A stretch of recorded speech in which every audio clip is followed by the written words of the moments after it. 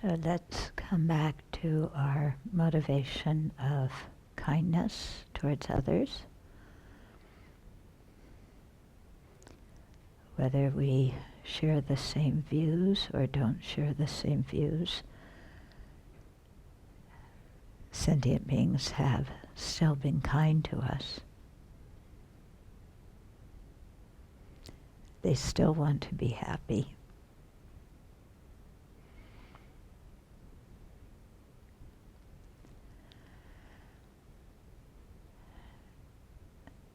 And an attitude of great compassion and cherishing them even more than we cherish ourselves is the kind of attitude that as aspiring bodhisattvas we want to develop.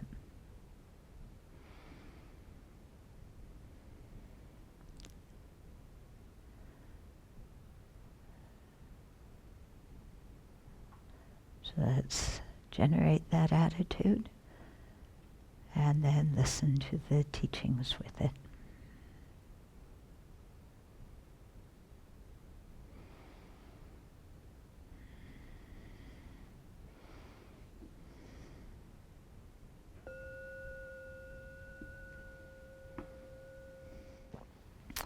Okay, so is the Bhavanga posited in the Pali tradition similar to the mind basis of all, posited by the mind-only school? It's an interesting question. There's some similarities and there's some differences. As far as I understand the Bhavanga, it arises only when there's no other manifest consciousness there. So it's kind of a filler, like when you're in deep sleep or something like that. Whereas the foundation consciousness, the mind basis of all, and the Chitta Madra, that exists forever, throughout all mental states. Both of the Bhavanga and the foundation consciousnesses are impermanent. Both are neutral consciousnesses. The Bhavanga seems to carry the seeds of afflictions and karma from one lifetime to the next, in the same way that the foundation consciousness does. But like I said, I don't think it's there all the time. I think it just comes when no other consciousness is there. But it would be interesting, perhaps in terms of the development of philosophy, there's a connection between the two. I don't know. But the whole philosophy around the foundation consciousness is very, very different than the philosophy around the Bhavanga. Because in the Chitta Madra they say that these latencies create both the subject and the object of a cognition, whereas that's not said about the Bhavanga and the kinds of latencies and seeds it carries. So if all persons and phenomena have Buddha nature, where did ignorance come from? Why does it exist? It seems like a cruel cosmic joke. Okay, first of all, only persons have Buddha nature. Yeah? Other phenomenon,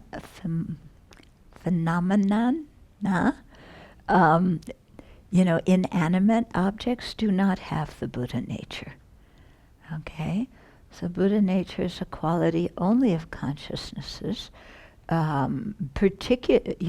because it's only, and especially the mental consciousness, because it's only that goes on to full awakening. The rock, the tissue, that doesn't have consciousness, it doesn't have Buddha nature, it can't become a Buddha. Okay, you can draw a Buddha on the tissue, but that doesn't make it a Buddha. Okay, now, having said that, all persons and phenomena are empty of inherent existence. And emptiness of inherent existence is one type of Buddha nature. Okay, but, so that's clear. Where did ignorance come from? The previous moment of ignorance. Yeah. Now we may want to say, but there has to be a beginning.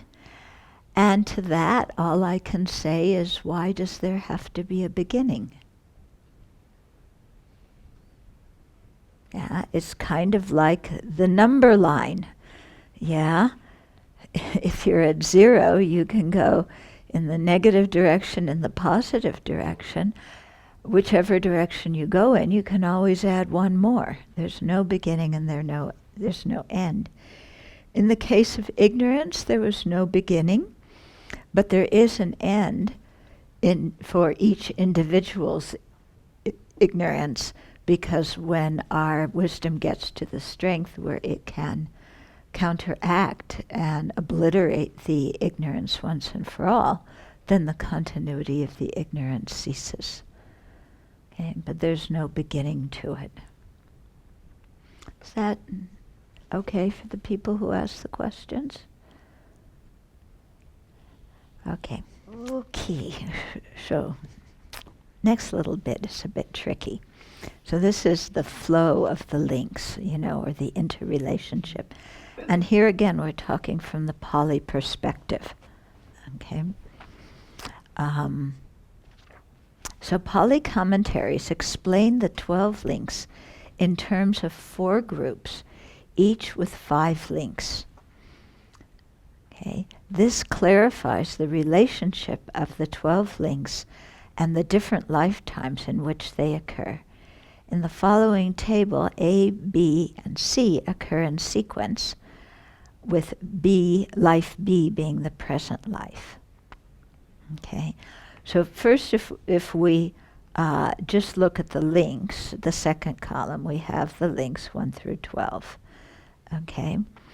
So the links column shows that our present life, B, is rooted in the ignorance and formative actions of a preceding life, A. Okay, in A we have ignorance and form. So there was a moment of ignorance. From it, afflictions arose. From it, karma was created. Okay, then through the maturation of karma. So here in the Pali system, remember one aspect of that second link, formative action, is its maturation. It's not just its creation, it's also its maturation. Through the maturation of karma, or formative action, conditioned by ignorance, come the 5 resultant factors in this life: consciousness, name and form, 6 sources, contact, and feeling. Okay? So the ignorance and formative action give rise to consciousness, which is what is reborn in the body, giving rise to name and form. So the form is the body, the name is those 5 omnipresent mental factors. Okay, consciousness still continues, it doesn't cease in this description. And then that gives rise to the 6 sources. So all the cognitive faculties and the other consciousnesses. And of course there's the external objects. And then from the cognitive abilities, the cognitive faculties connecting the object with the consciousness, contact occurs. When contact with external objects occur, or internal objects, feeling arises. Okay. Then in life B, when feeling occurs, craving arises. So pleasant feeling happen, you get craving for it to continue. Unpleasant feeling, craving for it to end. Yeah, neutral feeling, you just don't care much. You don't want it to go away. You kind of space out. That leads to clinging, which generates the active karma of renewed existence.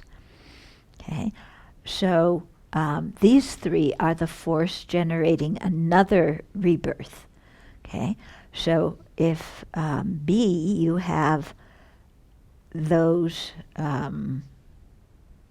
all of those, 1, 2, 4, 5, and 8 in life B, okay, then there the renewed existence is again the karma that's ripening for the next life, which is C. And then in that third life, life C, you have birth, and then you have aging and death. Okay? In any given life, all these factors intermesh. Yeah.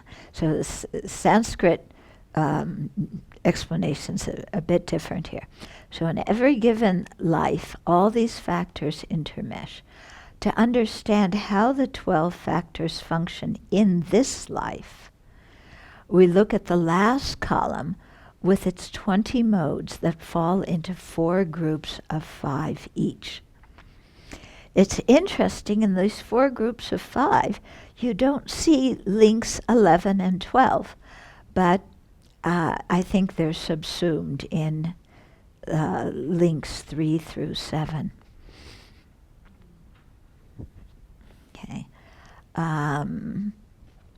Okay, so in the column that says 20 modes, the 4 groups of 5, the 5 past causes, that's the first group. You, in the previous life, ignorance and karmic formations, as well as craving, clinging, and the active karma of renewed existence were causes for the previous life. Cause for the present life, yeah. Okay. They occurred in the previous life. They're the cause in the present life. So you had ignorance producing karmic formations, and then at the time of death, probably you had craving and clinging, which ripened the karma, the renewed existence, so that it's ready to produce the next life. Then the 5 present results, you have 3, 4, 5, 6, 7. Okay, so consciousness, name and form, 6 sources, contact and feeling. Okay, so those 5 causes brought about the 5 present results, factors 3 through 7, which are an expanded way of speaking of birth and aging and death. Okay, so even though 11 and 12 aren't listed there, they're implied by that set of 5 present results. Then the next group, 5 present causes. So 5 causes existing in this life: craving, clinging, renewed existence, ignorance, and formative actions, okay, which are the same ones that existed in the previous life. The 5 past causes and the 5 present causes are the exact same ones. Okay, these bring about a future rebirth. Well, these are the same as the 5 past causes leading to the present life. Now they arise in the present life and condition the future life. Okay, so again, in this life, through ignorance, creating karma, then craving, grasping, craving, clinging helps it to ripen. It becomes new, renewed existence. And then the 5 future results, again, links 3 through 7, which include birth and aging and death. Then these arise in the future life due to the 5 present causes. Okay. So the above explanation corresponds with the explicit teaching in the Salista Tamba Sutra, that's the Rice Seedling Sutra, a Sanskrit sutra in which the items in the second column are respectively called propelling causes, propelled results, actualizing causes, and actualized results. Here, link 3, so this is in the Rice Seedling Sutra, link 3, consciousness, consists of the causal consciousness upon which the karmic seeds were placed, and the resultant consciousness at the time the karmic seeds ripen. So the former part of consciousness is a propelling cause, and the latter part of it is a propelled result. Okay, got that? So then in the Sanskrit tradition, there's ways to talk about how these 12 arise in 2 lives or in 3 lives. We could go through that quickly, get you good and confused. In the Sanskrit tradition, we create many sets of 12 links. Every time there's ignorance creating formative action, that's the beginning of a new set of 12 links. So in any one lifetime, we're experiencing the result of one set of 12 links that began in a previous lifetime. Yeah, but we're starting many sets of 12 links in this lifetime that will ripen in future lifetimes. So it's kind of like, what do they call it? Compounded interest. Yeah. Okay, so if we look at it this way, let's say in life A, where there was ignorance and formative actions, and then the part of consciousness that the karmic seed was set on. So I call that 1, 2, and 3A. Okay. Then, at the time of death of that same lifetime, you have craving and clinging, which make that karmic seed ripen. That gives rise to renewed existence, which is the seed when it is ripened and ready to go into, cause the next rebirth. Okay. And then you get links 3 through 7 and 11 and 12 as the ripened results in the next life. So in that way, this one set of 12 links happened in 2 lifetimes, with links 1, 2, and 3A, and 8, 9, and 10 in one lifetime, and then all the rest in the second lifetime. The way these can happen over 3 lifetimes, this is another way that they can ripen. You have 1, 2, and 3A in one lifetime, but at the end of that lifetime, you have craving, clinging, and renewed existence from some other set of 12 links. So you get another in the very next ripening, very next lifetime, you get some other rebirth that isn't a result of links 1 and 2 in that particular set of 12. And you can have many, many intervening lifetimes there. But then, at the end of one of those intervening lifetimes, links 8, 9, and 10 from this first set of this particular set of 12 links ripen, and they make that karmic seed that was created way back when ripen, and then in the very next life you have all the resultant ones. Did you get that? Okay, here's a lifetime in 5000 BC, and we created links 1, 2, and 3A. At the end of that lifetime, because that's just the start of one set of 12 links, which have 12 members, but at the end of that lifetime, that's not the karma that ripens. You have some other karma from another lifetime 6,000 years before. And that, you get the craving, clinging, and renewed existence from that lifetime that ripens at the end of this lifetime that causes the very next rebirth with all the resultant links from that lifetime back then. Then you can still have either at the end of that one, or you can have many, many other 12 sets of 12 links that ripen and produce all sorts of rebirths.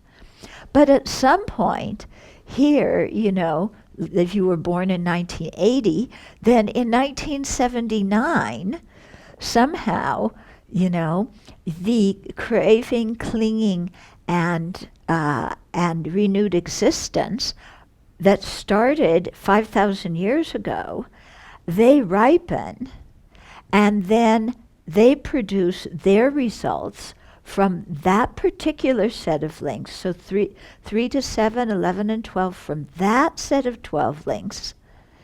Okay, so here's life 1, here's life 2, and that ripens in the very next life with all the resultant links. Okay, and so you're born 1980, so then all that set of that one set of 12 links has now, you know, fruited, ripened, you know, by the time you get to the end of your life from the life that was born in 1980. You know, when you die in that life, then that one set is over. So they're called links, you know, because one link links to the next one, but also all these sets of 12 links, yeah, they're all interwoven with each other. Okay? So it's a big mess, yeah, when you really begin to think of it, because we have the karma in our mind stream, the links 1, 2, and 3A from many, many, many sets of 12 links. Many, many, many. Which one will ripen at the end of this lifetime? Yeah, is yet to be determined. It may even be a karma that we haven't yet created. That is a very heavy karma. Yeah. But what causes it to ripen at the end? They say the strongest karma ripens first. Yeah, then the karma that's most habitual. Then the karma that, the first karma is the heaviest. Then the one created closest to the time of death, then the most habitual, and then the one that was created first. So they say there's some kind of order. But I think it also depends a lot on what's going on in your mind when you die. Yeah. So if you have a peaceful mind and you take refuge and you generate compassion, you reflect on emptiness when you're dying, that's going to help a virtuous karma to ripen.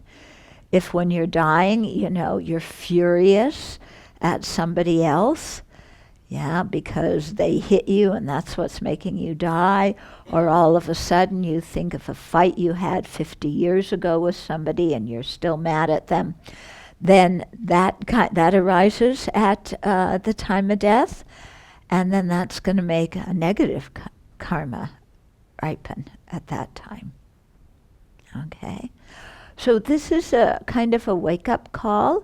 If we're holding grudges against people, good to let them go now. Yeah? And if we have problems with anger, really good to start practicing and resolving our tendency towards anger now. Not only so that we don't create more sets of 12 links motivated by it, but also so that through the power of habit, this anger doesn't arise at the time of death and make some kind of negative karma ripen. Okay, so this is why when somebody's dying, it's good, if they're a Buddhist practitioner, remind them of the Dharma they've studied, remind them of their spiritual mentor, remind them of their chief meditation practice. If it's somebody from another religion, remind them of whatever, makes sense to them, which brings out virtue in their mind. With all people, remind them of the virtue they've created, tell them to call forth their minds of love and compassion and to go on with those minds manifest, and tell them, if there's strange visions as they're dying, that just to see them as appearances to the mind. Okay. But of course, we're creatures of habit, so we very often die in the same way we live. So it's not like, we can just do anything we want, and then, okay, when I die, I'm going to have my best friend there, reading Dharma text to me, and I'll have a virtuous mind. And no. Okay? So we have to really practice from now. Okay. The 12 links can also be classified into 3 groups. First group is afflictions, ignorance, craving, and clinging. They underlie the entire process of rebirth by acting as the conditioning force for karma. The second group is karma, so that's the formative actions, and the active karma of renewed existence. And that's what actually propels the rebirth. And then the third group is results: consciousness, name and form, 6 sources, contact, feeling, resultant rebirth existence, birth, and aging and death. So that's the resultant dukkha. The Sanskrit tradition speaks of the 12 links in terms of the afflictive side, how cyclic existence continues, and the purified side, how cyclic existence ceases. Each side has a forward and reverse order. These 4 combinations correspond with the 4 truths of the Aryas. So emphasizing true origins of dukkha, the forward order of the afflicted side begins with ignorance and shows how it eventually leads to aging and death. Okay, so that's showing the second of the truths. Yeah, the origin of dukkha starts with and it's showing the afflicted side of that. Yeah, starts with ignorance, go to aging and death. The reverse order of the reflected side emphasizes the first truth, true dukkha. So it starts out with aging and death, which are true dukkha. And how did we get it? Then you go backwards from 12 to 11 to 10 and so on. Okay? So that's the reverse order of the afflicted side. Yeah, it begins with aging and death and traces back through birth and so forth to ignorance. The purified side is the process of attaining liberation. So the forward order of the purified side speaks of true paths, the 4th truth, by emphasizing that by ending ignorance, all the others cease. So again, you're starting with ignorance, but by ceasing ignorance, formative action ceases, consciousness ceases, and so forth. So that's the forward order of the purified side, corresponding with the 4, true paths. Then the reverse order of the purified side speaks of true cessations and liberation by emphasizing that beginning with aging and death, each link ceases with the cessation of the preceding link. Okay. Shariputra makes one of the most famous statements in the Pali Suttas. Now this has been said by the Blessed One who sees dependent arising sees the Dharma. One who sees the Dharma sees dependent arising. Okay. Here, Dharma refers to truth or reality. It also refers to the Buddhist doctrine. Understanding dependent arising is the key to understanding both of these. Okay? You can understand the truth and understand the Buddhist doctrine by understanding dependent arising. It is also the key to countering samsara. So this teaching, in the Pali tradition on dependent arising, sometimes it's called dependent origination, same meaning, is very, very important. Okay, so again, a quote from the Buddha. This dependent arising, Ananda, is deep and appears deep.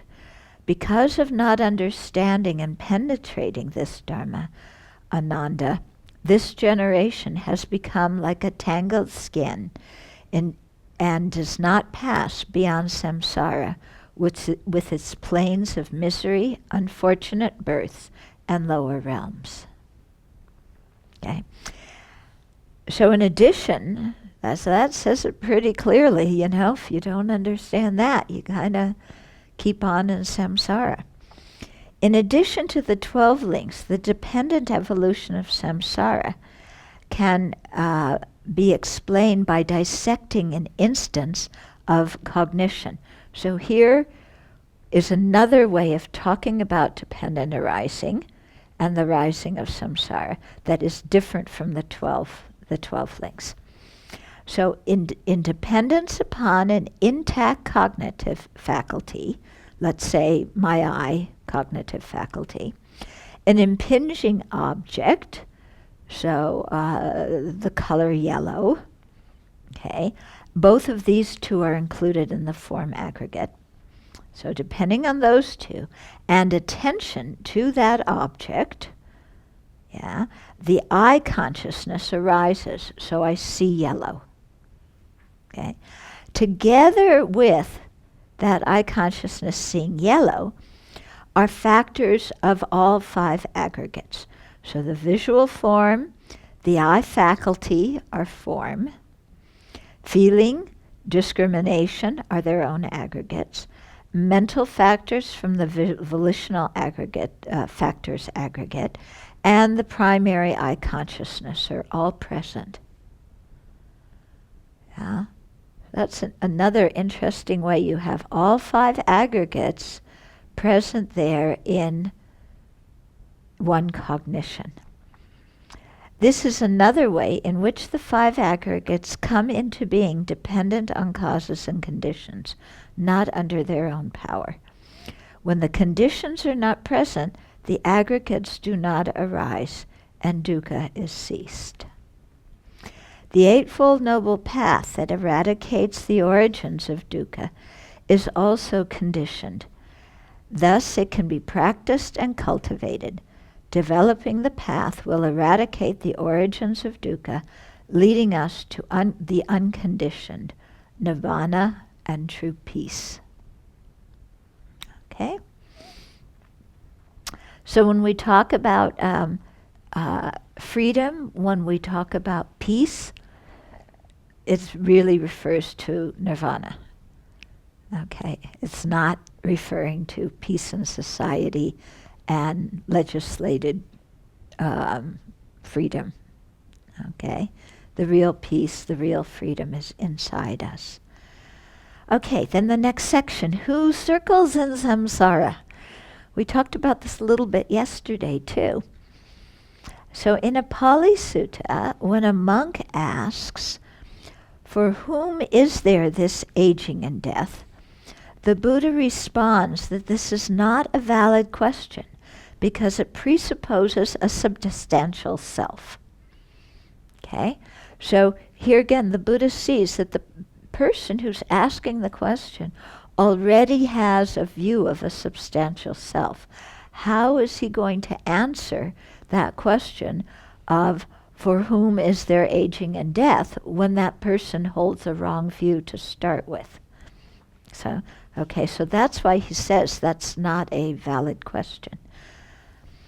If someone thinks that the self and the body are the same, and thus the self becomes totally non-existent when the body dies, there would be no need to practice the path because samsara would end naturally at the time of death. Okay? So if this monk who asked the question thought the person, the self, the person were the body, and he believes in this kind of substantial self, then when the body dies, the person, the continuity of the person ceases, because the body ceases. Okay? And then samsara would end naturally at death time. Okay? But it doesn't. Okay, so that's the extreme of annihilation. If someone thinks that the self is one thing and the body is another, okay, so here's the person, another person who also grasps at a substantial self, but they think, not like the previous person who says the self and the body are one, they say the self and the body are two unrelated things, okay, so that when the body dies, the self is released from the body at death and abides eternally.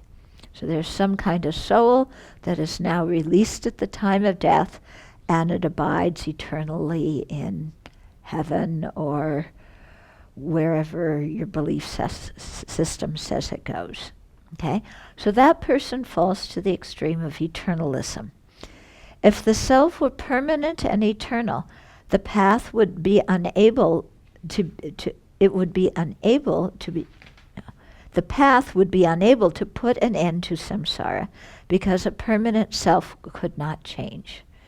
Okay? So with either of those two wrong views, either annihilation or eternalism, there's no way for you to attain nirvana according to a dependent process, which is the nirvana that the Buddha described.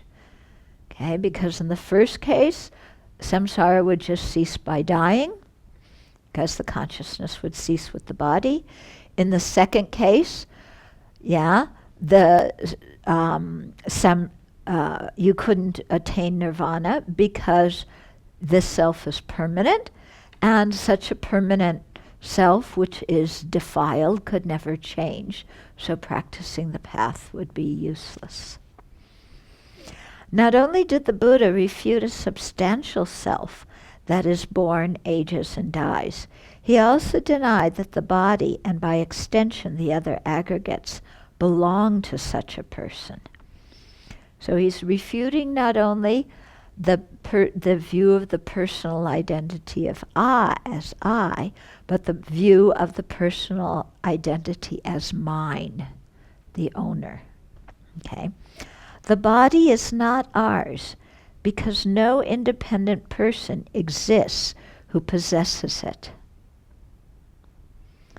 But we feel like this body is ours, don't we? Yeah? If somebody touches you, don't touch me. Yeah? This body is mine. Really mine. And I'm going to choose and determine what happens to this body. Yeah, so there's a lot of grasping at mine, isn't there? There's a me that is the owner of this body. Okay? But the body is not ours, because there's no independent person who exists who possesses it.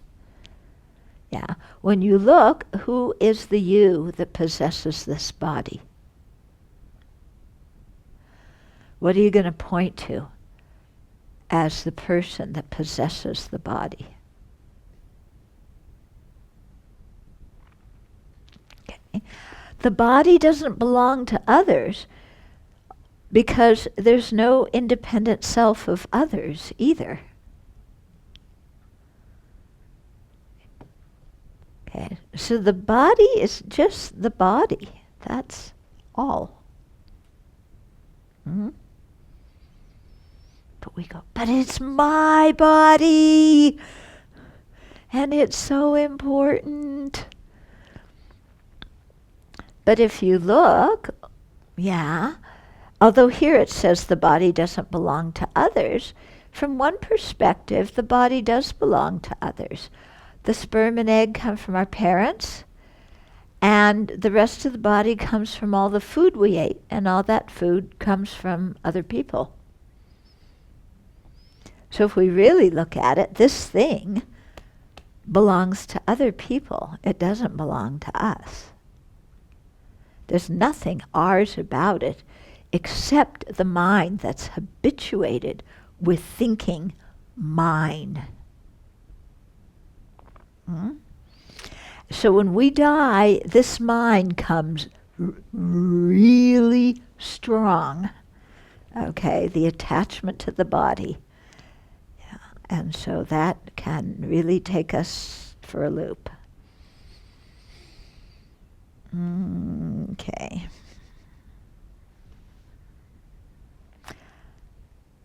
Not only did the Buddha, the Buddhaghosa answers the question, who experiences the result of karma? And he does this by quoting an ancient Pali verse and then explaining it. So the whole following is first the verse and then Buddhaghosa's explanation. So experiencer is a convention for mere arising of the fruit. They say it fruits, or it ripens, or it exists, as a convention, when on a tree appears its fruit. Okay, his commentary, just as it is simply owing to the arising of tree fruits, which are one part of the phenomena called a tree, that it is said the tree fruits, or the tree has fruited. Okay, meaning the tree has given rise to fruits. So it is simply owing to the arising of the fruit, consisting of the pleasure and pain, called experience, which is one part of the aggregates called devas and human beings, that it is said a deva or a human being experiences or feels pleasure or pain. There is therefore no need at all for a superfluous experiencer. So what he's saying here, okay, is there's sets of aggregates. One set, on the basis of one set, we may say deva, or a celestial being. On the basis of another set, we say human being. When the feeling aggregate in that set, in that particular sense, set, or collection of aggregates, that's better, feels pleasure or pain, then we say a deva or a human being experiences pleasure or pain. So it is just based on the feeling existing that we say that the person experiences that. There's no need for a superfluous experiencer, like an independent self that is separate from the aggregates, that then experiences this. Okay? So same right now, okay? Let's say you're hungry, there's an unpleasant feeling. On the basis of that unpleasant feeling in your body, then you say, I'm hungry. Okay? When you look for the eye that's hungry, you can't find it. Yeah, it's just based on that unpleasant feeling and that physical sensation that you say, I'm hungry. But actually, who is it that's hungry? You can't point to some independent person. So some independent person, in addition to the aggregates, would be the superfluous experiencer. Yeah, there's only just the convention of I, saying I, in relationship to the aggregates, that then we say, I feel hungry, or, I feel pain because the hunger is uncomfortable. So the word experiencer and agent are mere conventional labels. Okay? There is no need to assert a findable experiencer of karma or a findable creator of karma. Such a self is superfluous because we say a person experiences pleasure or pain simply because that feeling has arisen in that person's feeling aggregate.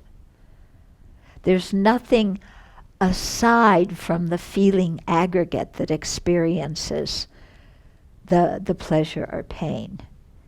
It's not like you have your 5 aggregates here, and then the feeling aggregate experiences pleasure, and then there's this outside self that kind of, holds all these aggregates together, and that outside self or independent self is the one that experiences the pleasure. It's simply because there's pleasure in the feeling aggregate that we say, I experience pleasure. There's no separate I that experiences pleasure. Yeah, we feel like there is, don't we?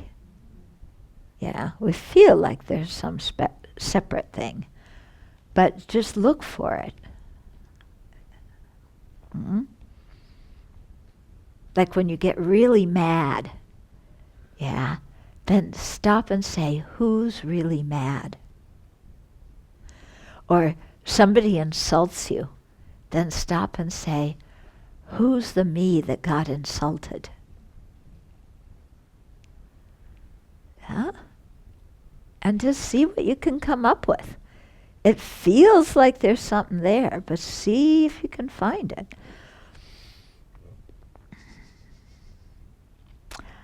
Okay, such a self is superfluous because we say a person experiences pain or pleasure simply because that feeling has arisen in that person's feeling aggregate. In speaking of the Four Truths, Buddhaghosa says, in the ultimate sense, all the truths should be understood as void because of the absence of any experiencer, any doer, anyone who is extinguished, and any goer. Okay? So, there's the absence of any experiencer of true dukkha. There's the absence of any doer who creates the cause for true dukkha, the second truth. There's the absence of anyone who is extinguished or alleviated from all that dukkha. It's the third truth. And there's no goer who practices the path and goes along the path to attain cessation. So all of this happens. You have all four truths without a findable person who is involved with them. Okay? Hence this is said, for there is suffering, but no one who suffers. Doing, or creating the karma, exists, although there is no doer. Extinction is, but no extinguished person.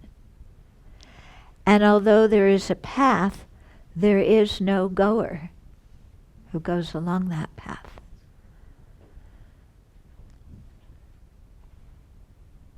Lot to think about here. Okay? Similarly, Madhyamikas say that although we speak of a person who revolves in samsara, one who creates karma and experiences its effects, this does not imply an inherently existent self. The resultant factors arise due to causal factors, which are themselves caused by other factors. So the whole thing operates without there being a real person. Isn't that astounding? Because we feel like first there's me. Yeah, first there's me. Then you fill in the aggregates and you fill in the rest of the world and everything. But the original thing in the whole universe, me, independent, solid, truly existent, self-encapsulated, permanent me. Okay, and everything in our life is structured around that. And it doesn't exist. And the whole thing, our lives function without there being some person who's running the show. Yeah, there's true dukkha, true origin, true cessation, true path, without anybody who's an independent self that experiences or achieves or practices or does any of those. The whole thing works without, a supervisor. Okay. So an analogy may help here. Think of all the car parts all over the place. Okay? You put the car parts together, not me, somebody who knows what they're doing, puts the car parts together, turns on the ignition, or in the Priuses, you push a button, which is really counterintuitive, and the car turns on, you press the gas, and the car moves. Okay? You're doing something to the car, but is there some car that is there making itself move?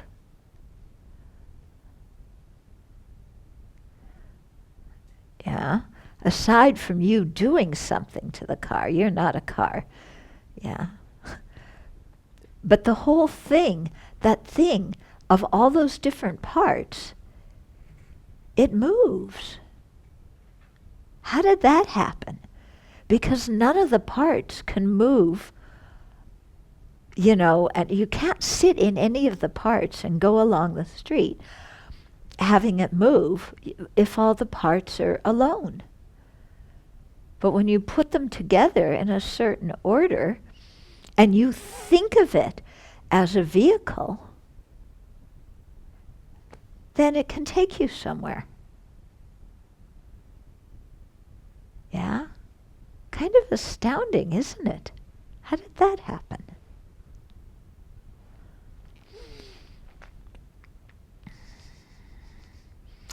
Similarly, there are no inherently existent Aryas approaching nirvana, and their going on the path, their activity of practicing, cannot bear analysis, searching for their ultimate mode of existence. Still, Aryas realize emptiness, purify their minds, attain awakening, and become qualified guides for others on the path, without there being any Arya there. Okay. While all these agents and actions are not findable under ultimate analysis and have no inherent essence, they exist and function on the conventional level by being merely designated. And that includes the Buddha. In Nagarjuna chapter, I think it's 18, in the Karikas, one of the chapters, he refutes the inherent existence of the Tathagata. There's no inherently existent Buddha either. We like to think, well, there should be someone who's inherently should be the Buddha, He accomplished the whole thing. Doesn't he deserve to, shouldn't he be a real I? No. Okay, because Aryas still mistakenly appear as inherently, agents and actions still mistakenly appear as inherently existent to Aryas in post-meditation time, they are said to be false, like dreams, illusions, mirages, and reflections. They appear, but there's nothing isolatable, findable there. We say, I studied hard as a child, from the perspective of our present I, being a continuation of that child. The child self and the present self are different. We aren't a child, though sometimes we act like one. Yet, because they exist as members of the same continuum, the adult experiences the result of the child's actions. This process is similar from one life to the next. The self of one life isn't the same as the self of the next, yet the latter experiences the results of the karma done by the former because they are members of the same continuum. Okay. It's the same idea as having a river. If you put pollution upstream in the river downstream is going to have pollution, even though the river upstream and the river downstream are different. Yeah, but they're part of the same continuum. So if you pollute it here, you're going to have pollution down there. Okay, then the benefits of meditating on the 12 links of dependent arising. Of the different levels of dependent arising, the Sanskrit tradition explains this process of dependent arising as causal dependence. So it explains the 12 links as causal dependence. Each link arises dependent on the preceding one. Understanding this counteracts the extreme of eternalism, thinking that the links exist inherently, or thinking that there is an external creator that causes dukkha, or an external or a real person who experiences it. When each link is complete, it gives rise to the subsequent links.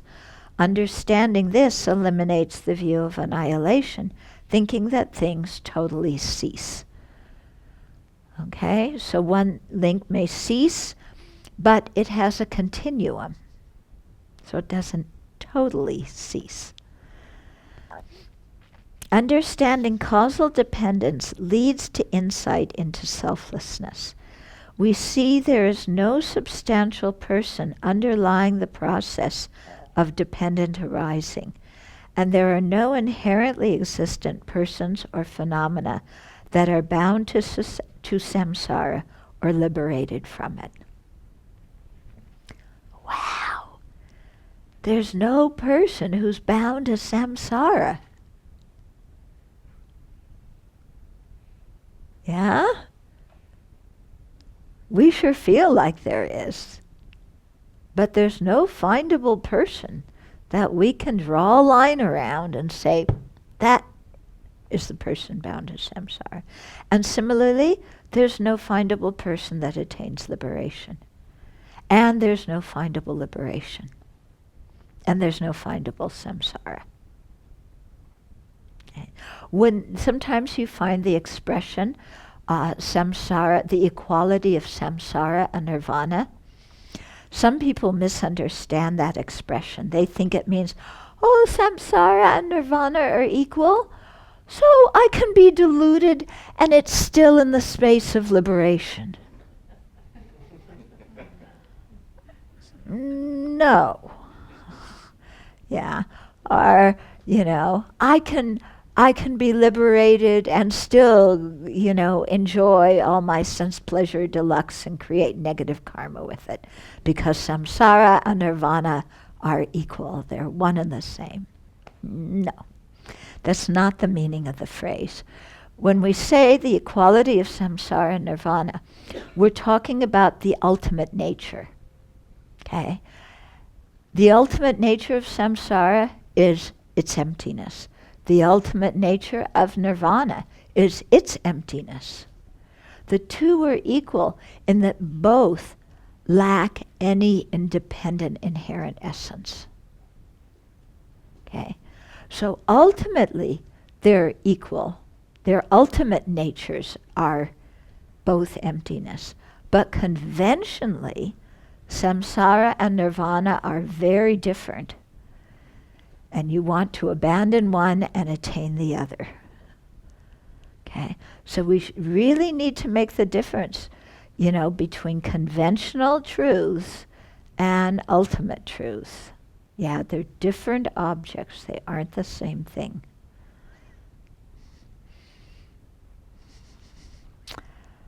Okay.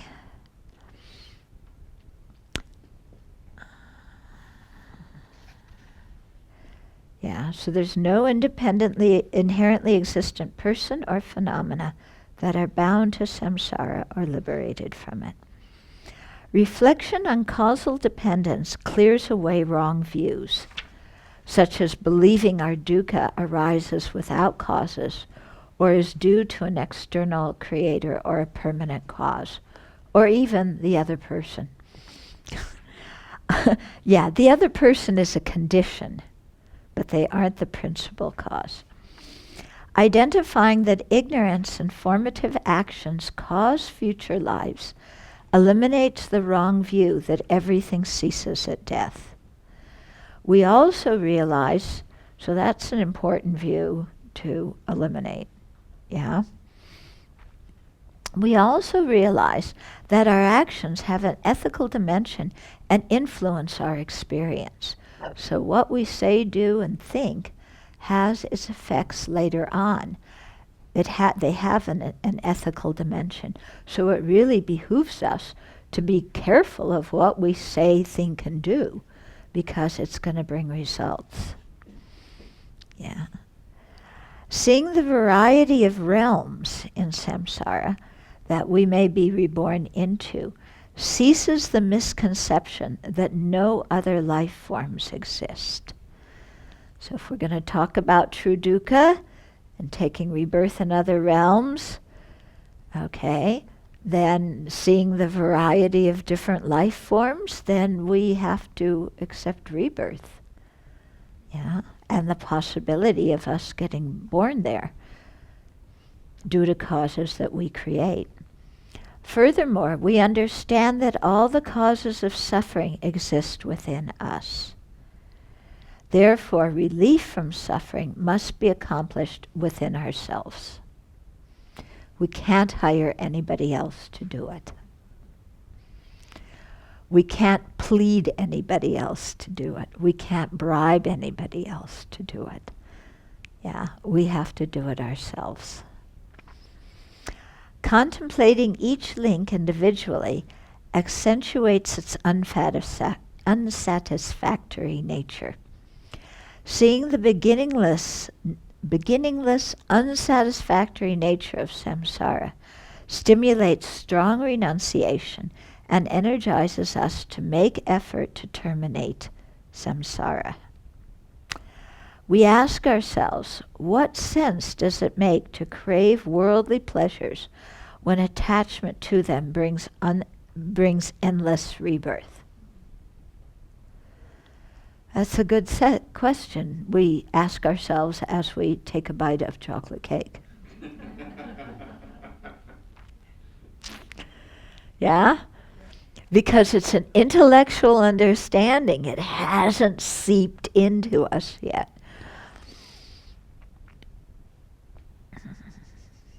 Bodhisattvas meditate on the 12 links with respect to themselves and other sentient beings. This arouses their compassion, which spurs their bodhicitta. They want to attain full awakening, to be fully competent to lead others on the path out of samsara. Bodhisattva's compassion is so intense that if it were more beneficial for sentient beings for bodhisattvas to delay their own awakening, they would joyfully do this. However, seeing that they can be of greater help to others after they become Buddhists, they exert effort to attain Buddhahood as quickly as possible. So some people misunderstand when it's said in sutras that bodhisattvas stay in samsara for the benefit of sentient beings, and they think that it means that bodhisattvas never attain Buddhahood. They give up their own liberation and they just stay in samsara to help sentient beings. That's not correct, because bodhisattvas see that they can be of more benefit to sentient beings if they attain Buddhahood. Yeah, and since their aim is to attain Buddhahood, they go ahead and do that. They don't stay in samsara to, what the line means when it says they stay in samsara to benefit. It means that while they're Aryas, and even when they attain Buddhas, they will appear in samsara to guide sentient beings. But their appearance in samsara when they're Aryas and Buddhas is not the same samsaric experience than we have, because they aren't bound by karma and afflictions. Okay?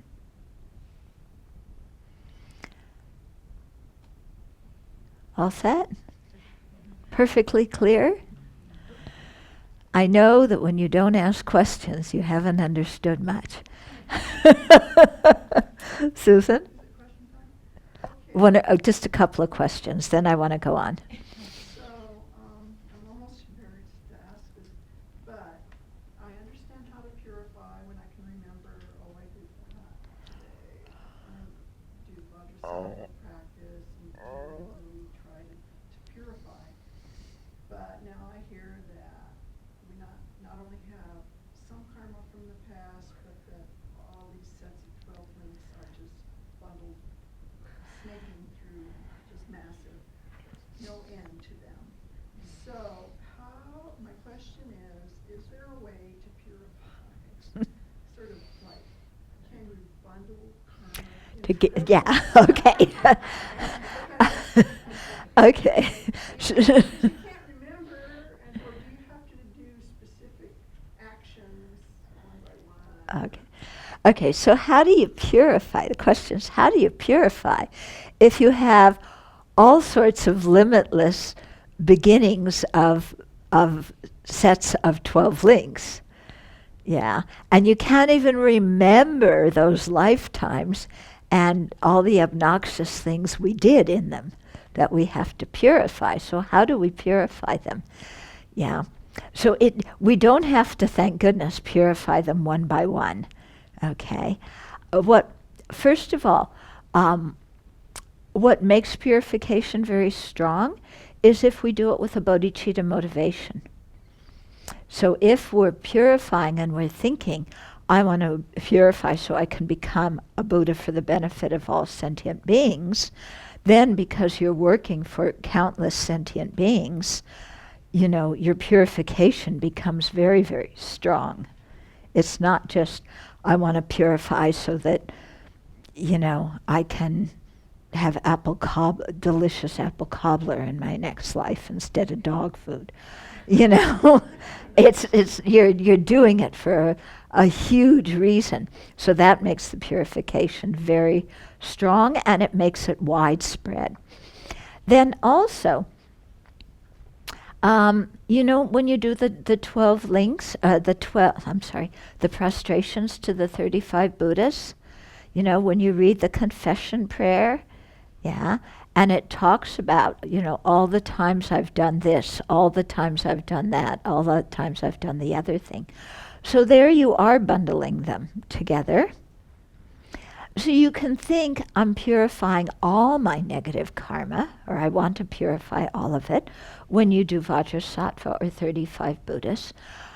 But I think it's good to think big and think I'm purifying all of it, but it's also good to pick out certain things that we either have also done in this life, or that we've heard so much about the disadvantages of them that we never want to do them, and we want to cut any trace of having done them from the past. Or, sometimes we see somebody else do something really awful, and we think, who knows, in all my beginningless lifetimes, I may have done that too. I may have been Jihadi John in a conflict in another universe, and beheaded people. So, you can take things that you see around you, all different sorts of ways, but you're thinking more of specific things. And I think that sometimes it makes our regret deeper and our determination not to do it again deeper. And those are two of the 4 opponent powers. Okay? So one thing that I think is very helpful to do, and whenever we see somebody create negative karma, destructive karma, like now, all this talk about racism and bigotry and so on, and we think, oh, that's so awful. Then think, who knows who I was in a previous life where I had those ideas and I caused fear in other beings by being racist or homophobic or whatever it is, gender misogynistic. Who knows who I was in a previous life, what kind of thoughts I had, what kind of things I said, what kind of things I did. I was a samsaric being with all 84,000 afflictions. I could have done who knows what in a previous life. And then you think, wow, I don't want to be like that anymore. Finished, I don't want to have those kinds of ideas. I don't want to harm others through them. I don't want to cause others fear. So you have a very strong regret for all the times you've done it in the past, and you make a very strong resolution, I'm never going to be like that again. And then you do the purification. And that becomes very strong, and it really starts, affecting all the times from beginning in this lifetimes that we've been involved in those kind of actions. Okay, so I think it's quite helpful, when you're doing it, you think everything, and then you think of some specific things, and it might be some action that somebody just did towards you. And instead of being mad at that person for doing that, think, I've done that kind of action to somebody else in a previous life. And now I want to purify all those times that I acted like that to somebody else. Okay? So that makes your purification really vibrant. You really mean it. Okay? And it's a good way to not get mad at other people, because you realize, I've done the same thing in my ignorance. Yeah? So who am I to criticize? Instead of wasting my time criticizing somebody else, I need to purify the seeds that are in my own mind. Okay? Then we really stay on track. Yeah. This morning about breaking through between craving and clinging, and how does it Between feeling and craving. feeling and craving, right? Yeah. And so I'm a little bit confused about how, because ignorance is the root of every affliction and karma. So how is it possible that you can break through? Okay, so there's 2 points actually where you can kind of sever the thing from 1 to 12. One is between ignorance and karmic formation. Ignorance arises, affliction arises, you stop. You don't create the karma. That's one point. Then you don't get the rest. The other one is you have a feeling, and we usually react to feelings with attachment, like I was saying, craving for more, craving to be free of it. So instead of reacting with craving towards the feelings, we just stop. You have a pleasant feeling, it's pleasant feeling, you don't develop attachment towards it and act that out. You have an unpleasant feeling, it's an unpleasant feeling, you just experience it, you see it as empty, or you do Tonglen or whatever, and you don't react by developing anger and craving to be free of that feeling. Okay, so you don't continue the creation of that set of 12 things. Okay, let's continue.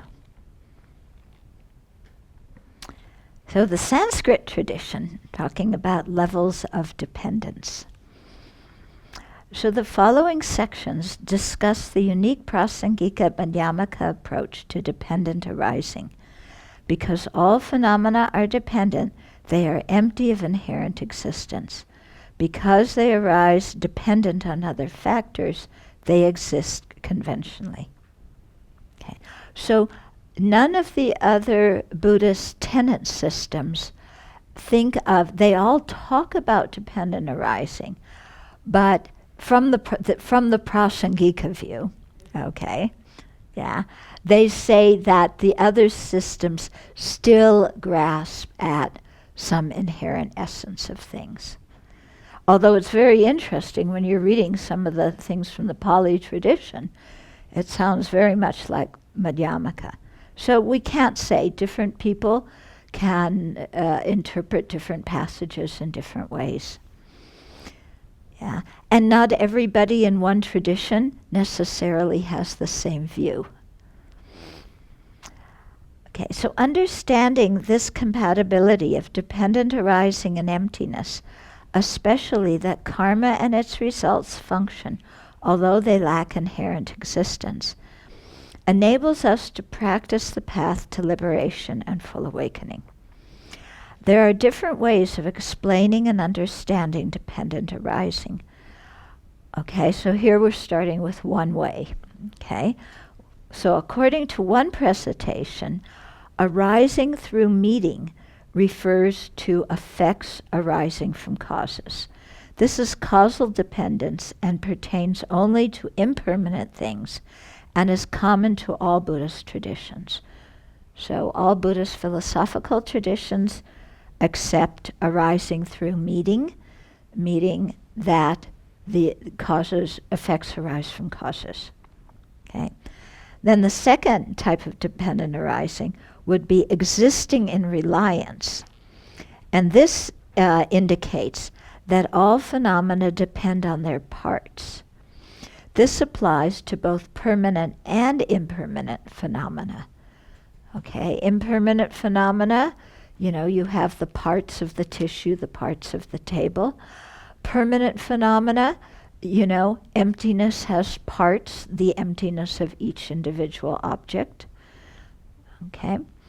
And then dependent existence, that's the third level here, refers to all phenomena existing by being merely designated in dependence on their basis of designation and the mind that conceives and designates them. Okay, so this is one way of talking about dependent arising, the three levels of dependence. One is causal dependence, dependent on causes.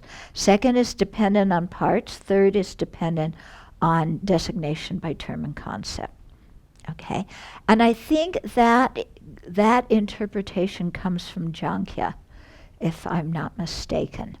Okay, there's another Jankhya Rilpe Dorje, I think. Okay, another presentation of dependent arising, and this is a presentation that His Holiness likes. This is the way he presents it. So it's slightly different. That one we just went through is a very common way that you first learned. This is unique for His Holiness. Okay? Another presentation of dependent arising, there are two levels. Causal dependence indicates that effects arise due to their own causes.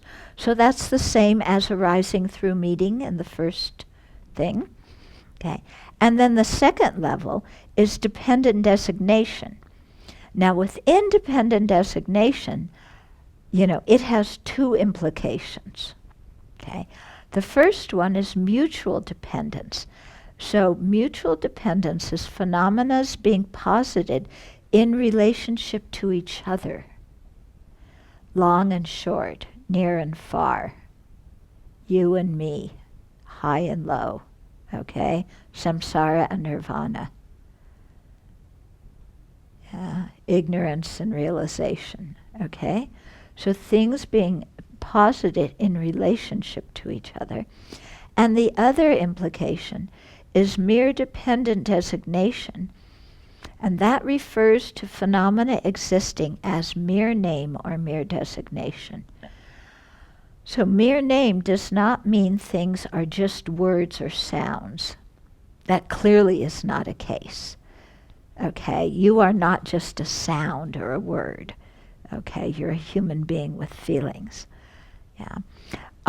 But mere name means they exist by being merely designated. And here, merely negates inherent existence. So it's by mere designation. There's nothing else necessary.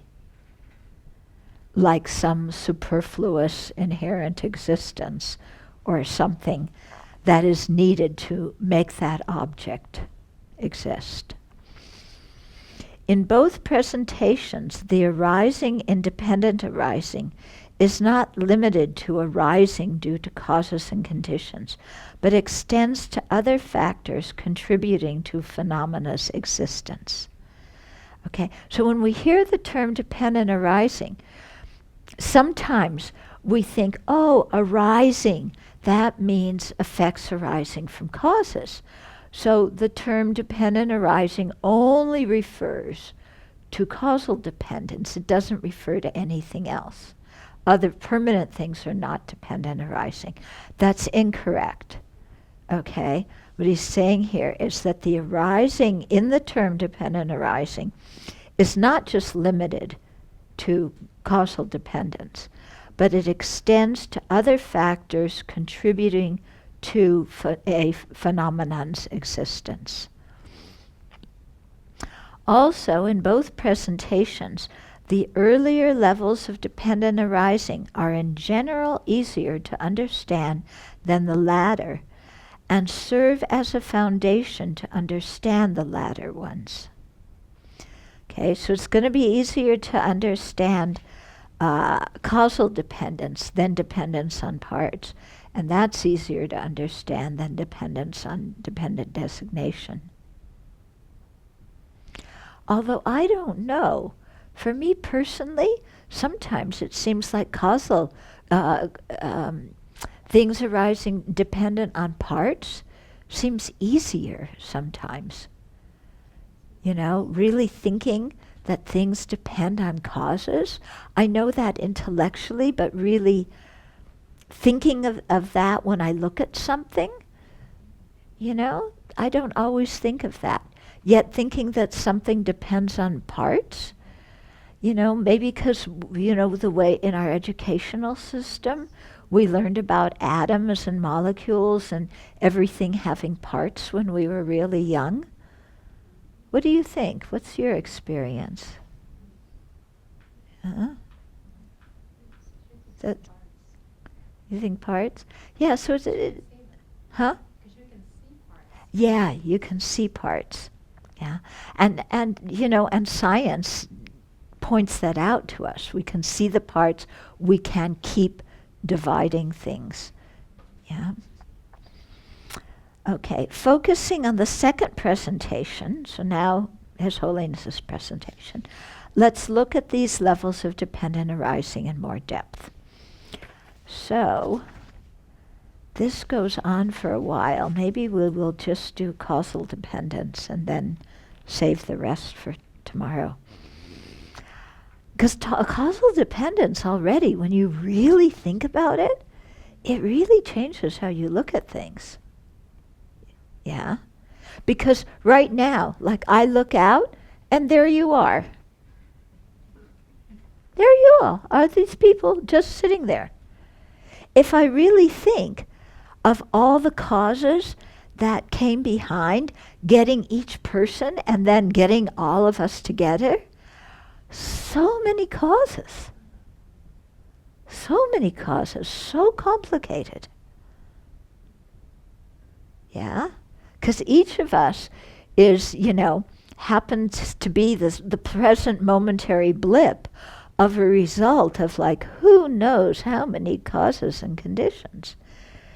And yet, when I look at people, I don't think of them as that. But that's what we all are. And then how did we get here all together? Yeah, there were other people who wanted to come to the retreat and couldn't. Something came up in their life. Yeah, or other people who wanted to, yeah, we have several people. People who wanted to register, it wasn't the right time for them. Or, you know, yeah. So how was it that all of us got here and not some other people, even though they wanted to come? Okay, lots and lots of causes.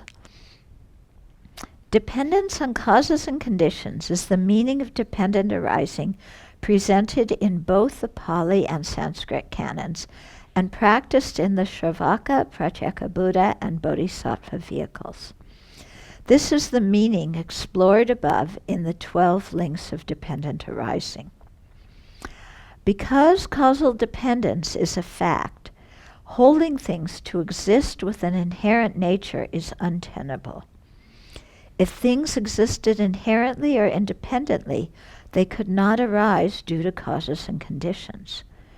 Contemplating causal dependence leads us to understand that all functioning things do not exist by their own power. They exist completely under the power of other things. So we exist completely under the power of other factors. Do you feel like you exist completely under the power of other factors? I feel like there's a big me running the show. Okay? When you see this, then you realize how deep ignorance is. That when the Buddha's talking about ignorance, he's not just talking about, some small thing. He's talking about the way we look at life. Yeah. And so cause and condition, cause and condition, cause and condition. When I look out there, I don't see causes and conditions. I see real people with their own essence. I see real people with their own essence. The I is the one that's in the middle of it all. Okay? So just that, the mind is totally out of touch with reality. Totally out of touch with reality. Yeah.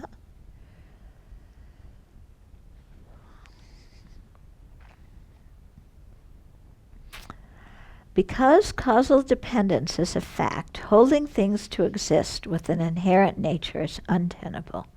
We read this, didn't we? I'll read it again.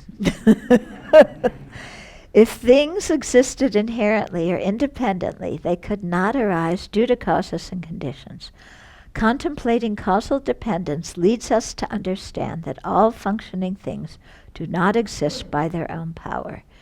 That they arise dependent on causes and conditions indicates that they exist. Thus, they are both empty, because they don't arise under their own power, and they exist because they're produced by causes and conditions.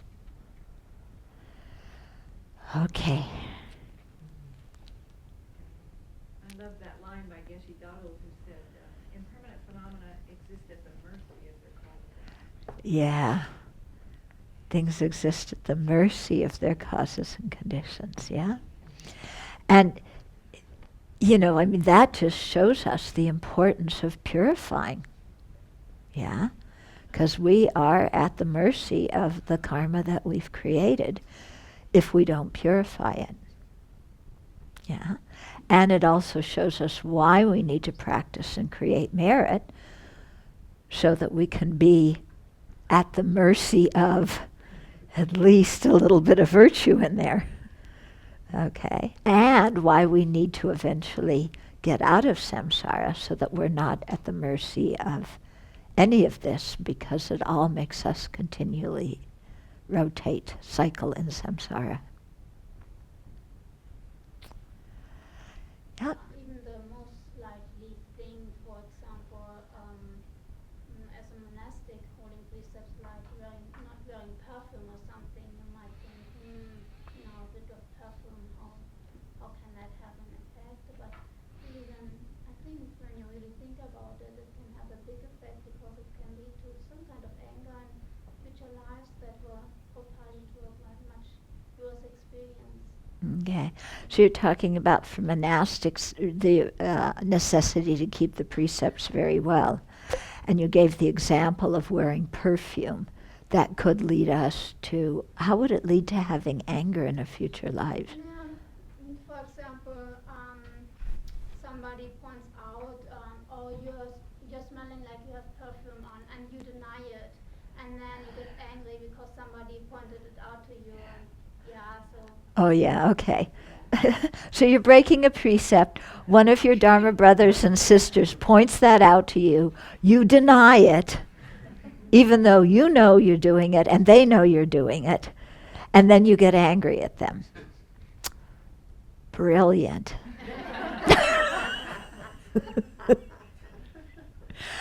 Okay.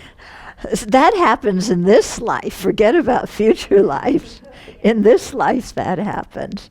And it produces a result in future lives. You experience somebody gets angry because you don't know, you don't understand that you could have had to do something with that, even a minor, or something like that. Yeah. Well, just wearing perfume itself is not a negative action. Okay? So a lot is going to depend on why you're wearing it. Okay? And also, you don't have to get angry when somebody points the truth out to you. You know? We do have a choice. Even if somebody points out what isn't true to us, we still don't need to get angry. Yeah? So we do, and it's good to be careful, but to also realize we have a choice here.